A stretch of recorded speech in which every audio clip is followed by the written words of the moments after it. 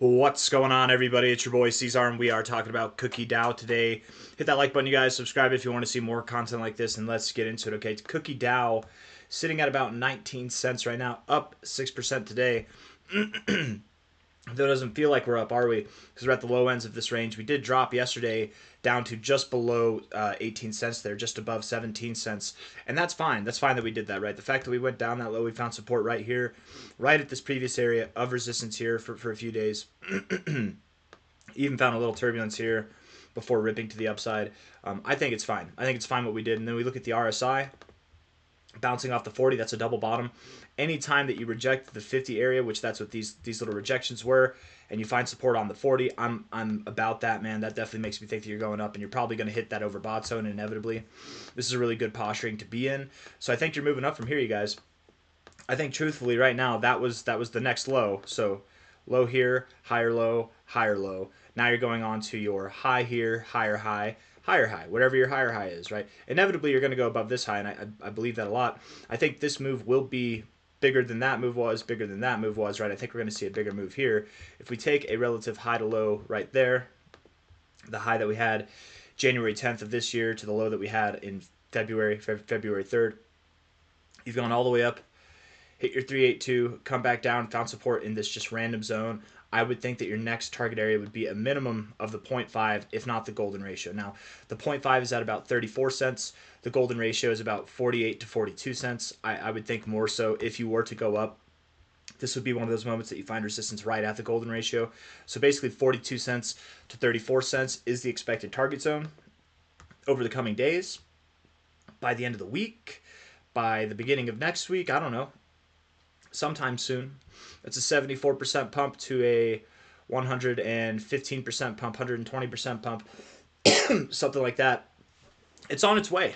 It's going to happen right now. It's literally on its way right now. So if you're looking to get into Cookie, not financial advice, not your financial advisor, but I think that it's a good time to get in. 19 cents. You're about to move up nearly 100%. I don't know, from this high to that high.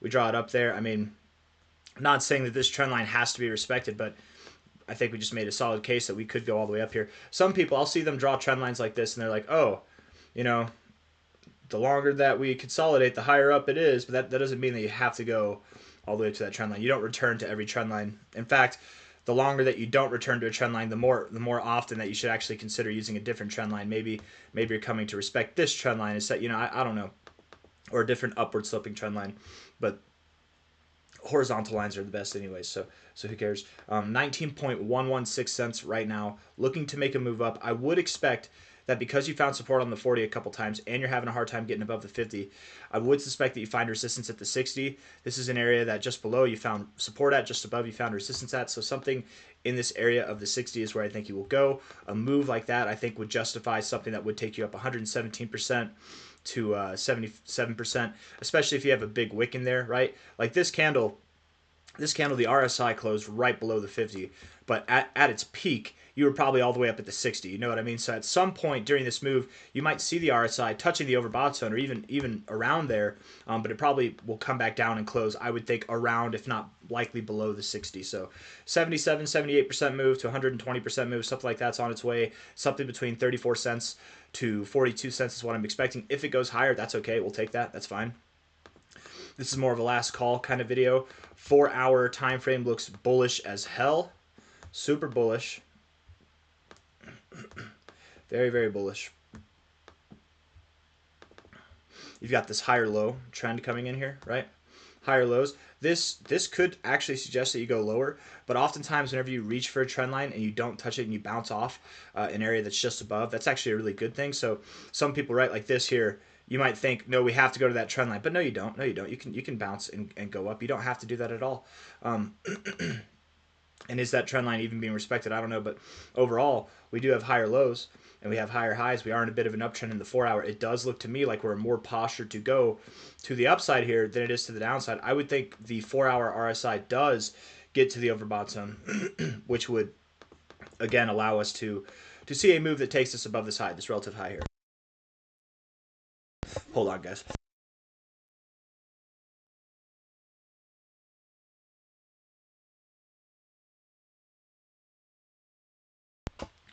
Okay, I'm back. Oh my goodness. Okay, so from a low to a high, we're also bouncing right off the golden ratio zone here. It's perfect. We're bouncing off of this golden ratio, and the whole perspective of this move is from a high to a low. We could be going to this golden ratio too. So it's just written in a storybook, man. It's really perfect.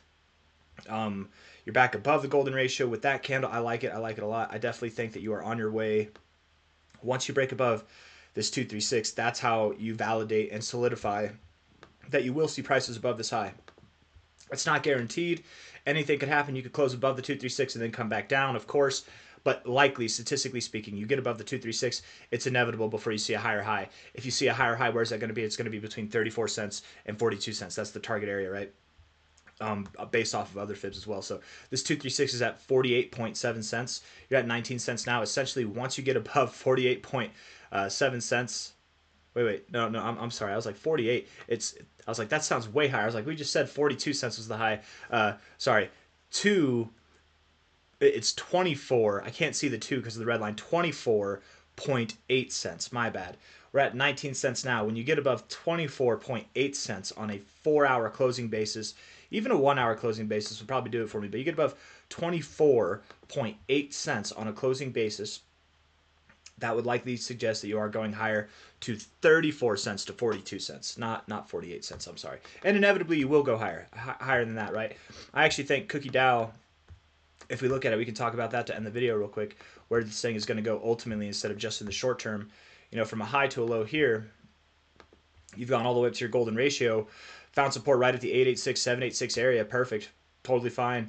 And you're likely going to now go, I would think, somewhere in this deep extended area between the 2618 and the 2272. The minimum given target would be $1.77 at the 1886 here. Maximum given target is $10 right at the 2618, and I like that as psychological resistance. $10 sounds nice to me, man. But just because it sounds nice doesn't mean you have to go there. The minimum target, the true minimum target from here would be about a 9x. I'm serious. The true minimum target for Cookie DAO by the end of March would be about a 9x, 9.5x. The true maximum target, truly, would be something about a 52x. And I know that sounds crazy. I don't expect it to happen myself. Personally, I don't expect that to happen.